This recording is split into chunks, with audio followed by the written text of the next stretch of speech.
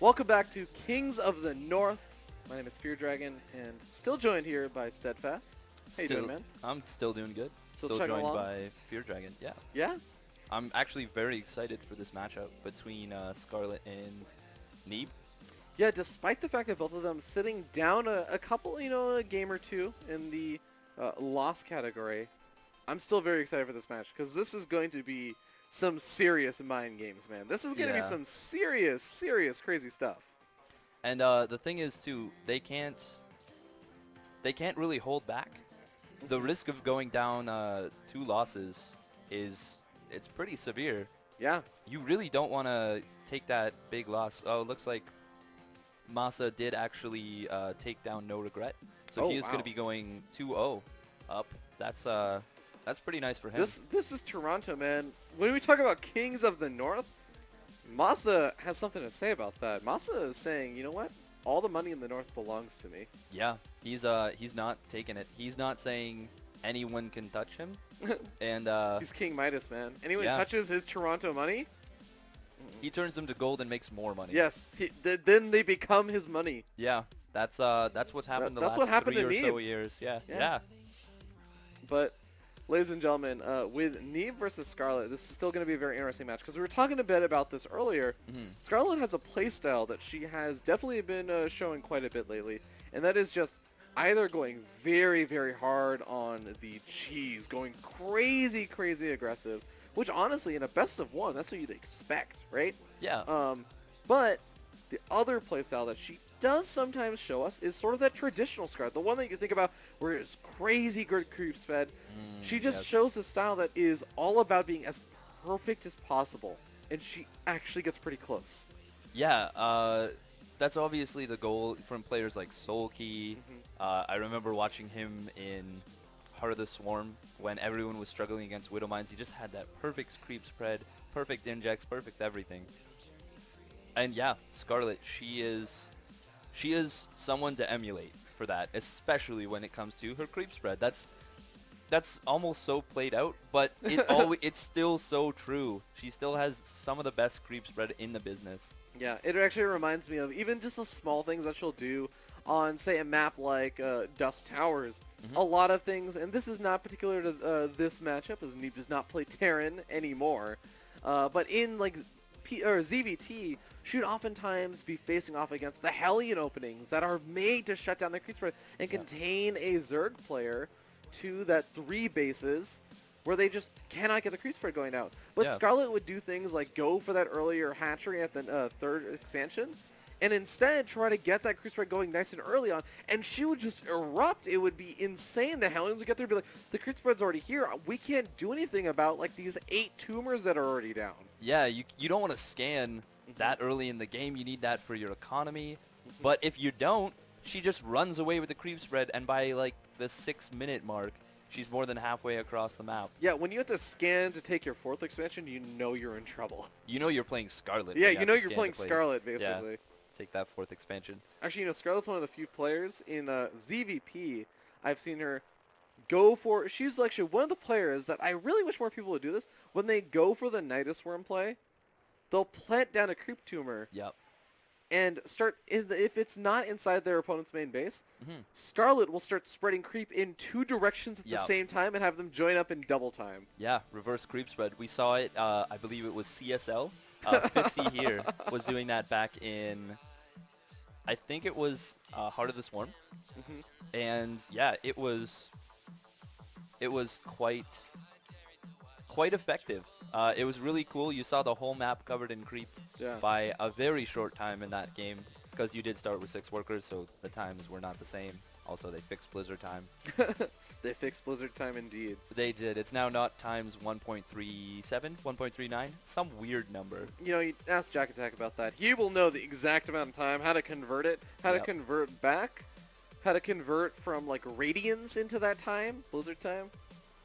All I know is it's 2 pi something. Is that radians? 2.14 pi. 2.14 pi. Sounds good. Yeah, sounds about accurate. Mhm. But ladies and gentlemen, Ruins of Saros is going to be our first map for this PVZ. And Steadfast, I know that you know a little bit about Zerg. You've dabbled in Zerg a little bit. I've dabbled in Zerg. Yeah, you could say that. Yeah. I actually like Ruins of Saras quite a bit. It can be a little bit dicey if you get those close by ground spawns, or if you get close by air and you've gone 3 hatch before pool and it's expanded towards your opponent. The rush distance is quite short. But if you can get that cross map, that is kind of a Zerg's dream. Yeah. It's a very good map for Mutalisks if they don't open Stargate, which is very common right now, but it's very good for Ling counterattacks, which we've known that Scarlett is very she's very good at that. Yeah. Looks like we are going to be getting into the game pretty soon here. Yeah, it is starting to get underway, and I want to remind everyone that, of course, if you do want to support Kings of the North, you can head over to the Indiegogo, check that out, and throw some support at the prize pool. But ladies and gentlemen, look at that. I love Scarlett with the Baneling hat. I believe that belongs to Annie, who is at the event. All her rice. I like to call her All Her Rice. All it her annoys rice. her. Yeah. Be sure to do that in her chat. Yes, absolutely. Yeah, and we see right away Scarlett getting down to it. She's very focused. Neeb as well. Ooh, looks like we are going to see those positions I was talking about with that close ground. Spawning, though, up here in the top right of Ruins of Saras. From the clan on fire, it is Scarlett. And her opponent in the top left-hand corner of the map, the horizontal spawn. Give it up for the yellow Protoss player, Neeb.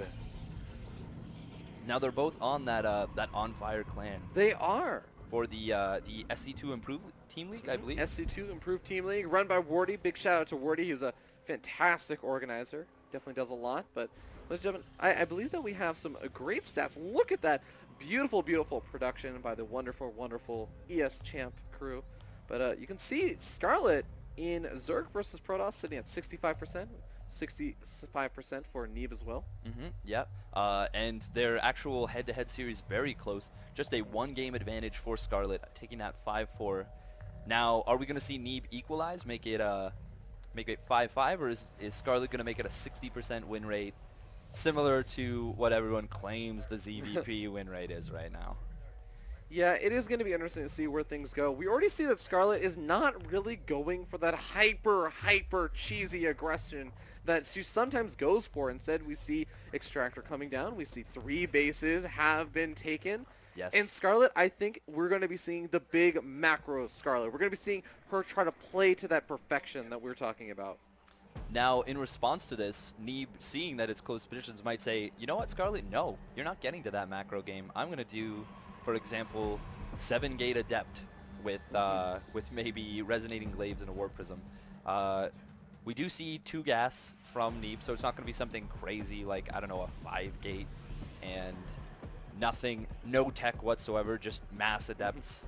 But his expansion is coming up at the natural, building that pylon at the ramp, so it does look like, I should say, he's going for that macro-oriented style, but the actual wall at the ramp itself. Oh, yes, that's actually so important about this map. And, you know, there is that nice kind of tucked-in third expansion you can take, but at the same time, one thing that Scarlett still can do, even though she's taken 3 bases, and she's not afraid to do it, is go for a lot of that big Ling Ravager aggression. She's shut down so many Protoss players with it, and that's still a big concern if Neeb tries to go for an early third expansion. Yes, absolutely. That Ling Ravager, especially in this position, because you can pull the queens, and they don't have that far to walk. It's very potent. Meanwhile, we see Neeb gonna come in here with just 1 Adept and try and get some damage done, maybe get some scouting. Actually, getting up into the main is, cancels the Adept Shade, doesn't want to lose that. You know, it's so funny. Scarlett was talking about how Neeb was one of the few Protoss players in North America that actually bothers to do this. You send the Adept up the ramp, and you send that Shade in to get a scout, and you see what your opponent is up to, and that is the objective, not to just right-click down those drones. Yeah, and that's really nice because he actually let it get as far as he possibly could, the maximized scouting potential. But we do actually see a Stargate and Oracle coming down for Neeb. Stargate, he's not even bothering to hide it, it's just in the wall. But because of that early Adept and because Scarlett doesn't want to overcommit to Lings, she actually hasn't scouted this yet. Is going for a Spore in one of her bases, but not going to have it in all of them, and Slowly starting to get it in all as of that Oracle pops out, she might not be able to build spores in time. Neeb could get some damage done. Yeah, the one in the main base is going to be last, but again, I kind of like that decision from Scarlett. If you're going to choose where to get your spores for crawlers first, go for the base that's the most tucked in and least likely to experience that Oracle harassment first. But first spore crawler at that third expansion is finishing up. The natural expansion also protected, and the Queen's doing a pretty good job thwarting that Oracle. They actually did snipe that creep tumor, and it was not canceled, so going to stem the tide of the creep spread just a little bit. We do see a layer and an evolution chamber coming down from Scarlett. As well as additional gases. So, yeah, not going to be any of that maybe crazy Ling Ravager Queen aggression. Meanwhile, Neeb is also going for that third hatchery. Oh, okay. So one thing about Scarlett that she has been doing that, you know, very few other Zerg players have been doing, there are a couple, but they are few and far between, is going for this Baneling Nest. And Scarlett has been loving her Baneling Nest. She's been loving going for those Overlord drops also, especially with the Banelings. And I'm going to bring this back to a game that they played in Ladder Heroes. It was a very awesome, intense game, and Scarlett managed to defeat, or get very, very close to defeating Neeb in a best of 3. I think that she at least took one of the games on this map with Baneling drops. That is how she defeated Neeb. I love Baneling drops. They're so cool. Once you get that +2 melee, they actually one-shot probes. But this is a very scary attack from Neeb, using those oracles in conjunction with the adepts. The adepts get it. Oh, they actually kind of choke off the ramp a little bit. Scarlett, saving Lings from the main. Zergling's getting a nice surround over here, though. Even though the adepts are surviving, they are starting to go down rather rapidly as all the queens starting to add up. The oracles trying to get some damage done in the meanwhile, but the spore cores aren't enough to thwart them back. Only 3 workers really go down, and at the end of the day, that's what Neeb wanted to do damage to, not just the Zergling count. Yeah, he didn't even kill all the Zerglings or even stint the queen count, so Scarlett may find herself with just inevitably that Queen Ravager push may happen anyways. She just has so many queens left over. Actually, we do see the Lurker Den coming down. Oh god, you know what's actually scarier than just Baneling drops? Imagine you have to worry about Baneling drops and there are Lurkers pushing it at your front. Yes, Lurkers. I'm really glad they brought this unit back for Legacy of the Void. I mean, I'm a little biased as a Zerg player. Yeah, a little bit biased. Yeah, but they are just such a fun, quintessential StarCraft unit. We do see Void Ray actually going to be... Safety Void Ray? Yeah, Safety Void Ray. Never underestimate the Safety Void Ray. You saw how much damage it did last time. Yeah, it took down 2 Marines. Yeah, took down a Liberator too. Yeah, those are expensive units. Wow. Well, Pulse 1 melee attacks is finishing up, and we also have Centrifugal Hooks coming out now. Doesn't quite get the deny. Yeah, kind of interesting note. You need +2 melee attacks to one-shot workers. Yes, you do. And that is exactly what Scarlett's going for. So she may be going for some of those Baneling drops after we get to that stage. I think there's been some argument at certain points between her and No Regret on whether you should just make more Banelings or go for the melee attacks if you're going to go for those one-shots. But regardless, going for this a very, very kind of cool style that Neeb probably doesn't play against that much. Probably only plays against it from Scarlett. I really, really enjoy this though. And yeah, it's just such a fun style. Oh, we got some Zerglings just moving around the map. This is really interesting. Neeb actually going for Blink Stalkers and +1 shields. Oh, I love the decision to go for shields. Those shields are going to be what's regenerating, and that's what he's going to get the value out of with these Blink Stalkers. But here's kind of the thing. Normally, I really think that if you go for these kind of Blink Stalker plays, and you want to be aggressive with them, you actually want the vertical spawns, because that allows you to set up beneath your opponent's third expansion in that kind of nice tucked in position. But it's going to be a lot harder for, as you see, Neeb to move across the map, to get into a good position. Scarlett has so much room, and a lot of that room being provided by that creep. Yes. But actually these queens moving a little bit too far forward. All 3 going to get picked off. Really going to allow Neeb. Oh, beautiful force fields. Really nice force fields, but of course, this army around. Still getting trapped. Those Zergers are rather quick. All the sentries are going to go down. And Neeb losing a lot of Stalkers over here. Even a Lurker joining in the mix. And Neeb's Blink is still on cooldown for a little bit. There he goes. He's going to retreat a little bit further. But now he has to worry about defending this third expansion. He has a Master Core with Photon overcharges. Trap. Oh, is there even an Observer out right now? I don't think there is, but there is Revelation. There is actually an Observer as well. I actually prefer Revelation as the... Oh, it's so much safer. Yes. can always potentially lose those observers to the Hydros, but this Time Warp is working out so well for Neeb. He is just picking these Hydros apart one by one. Yeah, Scarlett was in a really nice position in between the bases. Still does have those lurkers up, but Neeb coming from 2 angles. Oh, is it going to be enough? The reinforcing Hydras are really doing work. Might be losing that mothership core. Big deal. That is a big loss, and there are still and the more. observer. Hydros and Zorgon still powering away, and oh, the robotic facility might go down. No more Immortals going to be popping out, as well as actually no more observers. And there are those still 2 Oracles alive, and Scarlett doesn't exactly have any more lurkers. But still, this is getting to be a very scary position right now for Neeb.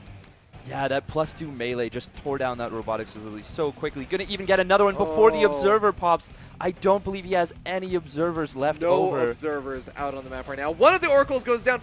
Oh my god, both of the Oracles go down, and there's nothing to contest this singular lurker. There's another lurker going to be made in a second, but does Scarlett actually need it? She has such an overwhelming number of units. GG! GG is called, and we see Scarlett getting her first win of the tournament, and Neeb dropping to 1-2. Wow. I mean, I've got to say, right now, Steadfast, Scarlett looking pretty strong, and Neeb struggling a little bit. Yeah, that was a really, really strong play from Scarlett. I don't think that Neeb realized that he was going to be running into +2 melee Zerglings because Blink Stalkers do not do well against +2 melee Zerglings. You know, I'm a little bit sad. I didn't actually get to see much usage out of the Banelings. I hope that we didn't just miss like a Baneling drop or something. Scarlett will tell us like, wait, you didn't see the awesome Baneling drop? Like, yeah, he killed 60 probes. 87 probes. Yeah. Like, it was more than the number of probes actually made this game. But, you know, still, that was a really, really cool bit of aggression that we saw out of Scarlett, and I think it really caught Neeb off guard as he was moving across the map. That was the big point that I would say really determined a lot in this game, was when Neeb tries to push out across the map, snipes off some of those queens, but those Zerglings, man, on creep, they don't care about force fields, they'll walk around them. Yeah, exactly. I don't think it was, but it makes me wonder if maybe, just maybe, it was a bait. And just pulling those queens back through the Blink Stalkers just a little bit too far forward on creep. They weren't in a great position for force fields, and if you're going to be dealing with that many lings, you need the force fields to completely wrap around your own units. All he did was, they were really nice force fields, but all they did was actually buy time, and then the lings just ran all the way around. Yeah, and there were links actually coming in, I think, from both sides, but we are going to be able to confirm that as we hop into some of those replays and rewatch a little bit of the highlights from that match. You can see there was some nice Oracle harassment, but really Scarlett, she did a pretty good job. She only took 2 worker kills with a single sport each base. Yeah, right here as well was really nice from Scarlett, following those adepts. This can be a really scary push, because when you just defend it with Queen Ling, the Oracles do so much damage to the Lings, but the Queens never let the Oracles get an approach, and they come in so late. Already you're down to just 3 adepts. That's covered by a Spore Crawler. Nice micro from Neeb to save that one adept, or that one Oracle. But it just wasn't going to be enough damage. Yeah, and we saw this is the big point where the Blink comes in. He tries to snipe off those queens and ends up getting surrounded. Even a couple killings coming in from the top side as well. And after that, I mean, losing so much of this army. Not just the Stalkers, but the Sentries. It's so difficult to come back from that. Yeah, and there was actually a Stasis Ward that only triggered one Ling. I think Scarlett saw that and actually pulled back the rest of her units. Really nice play from Scarlett. That would be really impressive if that's the case. But yeah, we end up seeing, of course, that very, very close moment where it almost looked like Neeb was going to be able to pull it back, but those reinforcements just barely coming in. Neeb did a really good job. That time warp was amazing also. That was a nice time warp, very much so. He needed to just split his army just a little bit more, though. The Lurkers got just a couple shots that were too well lined up. He'd lost too many Blink Stalkers to those Zerglings, and Scarlett just said, you know what, no, foot on the gas, I am not letting go. This aggression is going. Yeah. But, of course, Scarlett, as you mentioned, does go on and advances 1 additional game in her group. Of course, there's still group stages and everything, and we are going to be hopping to Huck versus Neeb next. And let me tell you something. I will say there's a lot of awesome PvPs that are going to be happening because we have 4 Protoss players here of the 8 players here. But this is going to be an exciting one, Steadfast. Yeah, I'm looking forward to this one. Not only do their names rhyme, but their styles clash. It's going to be a lot of multitasking. We're going to see a lot of very, very high micro. And they're both very confident players in their micro, so I expect to see that neither of them will shy away from this. Sometimes you have a situation where a player recognizes they're good at micro, but the other players may be a little bit better, so they play a style that is more decision-making based, maybe steps back from the micro a little bit. I don't think that's going to be an issue with either of these players. Yeah, I am just a little bit worried about Neeb, though. He, of course, did end up beating Semper, but I would actually say Semper was probably not very highly likely to win that series. And, of course, it is, no matter what condition Neeb is in, it's still Neeb. And Semper is, as much as I love him as a player, he's one of the up-and-comers. He's one of the dark horses, the potential upsetters of the tournament. So it's not a huge surprise if he doesn't end up beating Neeb. But Neeb is now sitting at not a winning map score. Yeah. And he's going to be facing off versus another very strong player. Do you think he might start to get a little bit tilted? I've never seen Neeb tilted. I've never seen Neeb tilted either, but he's got 2 tough PvPs in the form of Huck and Puck. He's also going to have to deal with No Regret, who is a master of cheese. Yeah. So this is by no means as easy as Neeb thought it was going to be, I think. I actually don't think... I actually wonder, has Neeb lost 2 games in a row before on the ladder? I mean, I feel like Neeb is just... Whenever he decides he wants to win on the ladder, he just wins. Does. He was complaining to me that he has so much bonus pool and he can't get rid of it because he keeps getting 1 or 2 points at a time because his MOR is so ridiculously high that... And he never loses, so he just continues to drain his bonus pool 1 game at a time, 1 point at a time. It's as though he's asking, why has no one created an opponent that can match me? Yeah. He's frustrated with it. Apparently that's Hydra, but offline events. Yeah. Oh, his opponent. Oh.